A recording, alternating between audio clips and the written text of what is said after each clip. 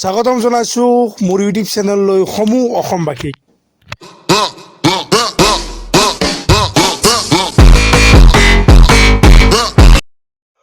Good morning everyone. ৰাতিপুৱা বিচনাৰ পৰা শুই উঠিলোঁ, প্ৰায় 8টা বাজিলে। উঠি ভাবিলোঁ ব্ৰাছটো কৰি লোৱাই ভাল হ'ব। কলগেটটো ব্ৰাছটো লৈ ধুনীয়াকৈ ব্ৰাছ কৰাত লাগি গ'লোঁ।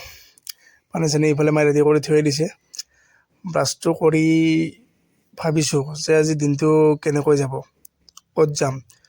আজি বজাৰো আছে, বজাৰতে এবাৰ যাব লাগিব। তেন্তে মায়ে চাহ আনি দিলে। বিহুৰ বতৰ, বিহুটো গ'ল যদিও বা পিঠা চিঠা শেষ হোৱা নাই। পিঠা, লাড়ু, ভুজিয়া দি চাহকাপ খালোঁ। আৰু চাহকাপ খাই থাকোঁতে ভাবিলোঁ আপোনালোকৰ বাবে এটা চায়েৰী কৈ দিওঁ। ঠিক চায়েৰী নহয়, মনত আহি গৈছে। এটা ভাল সম্পৰ্ক জীয়াই ৰাখিবলৈ হ'লে এজনৰ সহযোগত নহ'ব, আৰু দুয়োজনেৰে সহযোগতহে এটা ভাল সম্পৰ্ক গঢ়ি তুলিব পাৰি বা সম্পৰ্ক এটা জীয়াই ৰাখিব পাৰি। চাহ খাই শেষ হৈছিলহে মাত্ৰ। ইফালে মায়ে চিঞৰিলে, ভাত খাবি না? ভাত কিয় নাখাম আৰু। মায়ে ভাতটো ৰেডি কৰি দিলে ৰাতিপুৱাৰ। সিফালে ৰাতিৰে আঞ্জা আছে, আলু দি মাছ বনাইছিল, চব্জি, মাছ ফ্ৰাই, মানে সৰু সৰু মাছ কালি মাৰিছিলোঁ।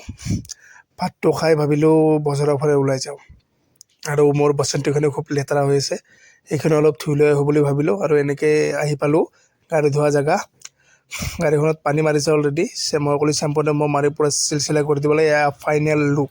ঘৰত আহি দেখাইছোঁ, তাতে দেখুওৱা নহ'ল। এয়া বাইকখনৰ ফাইনেল লুক। আৰু আজিৰ ভিডিঅ'টো ইমানখিনিয়ে আছিল। আকৌ এটা নতুন ভিডিঅ'ত আপোনালোকক লগ পোৱাৰ প্ৰতিশ্ৰুতিৰে আজিলৈ আহিছোঁ। ধন্যবাদ। জয় অসম।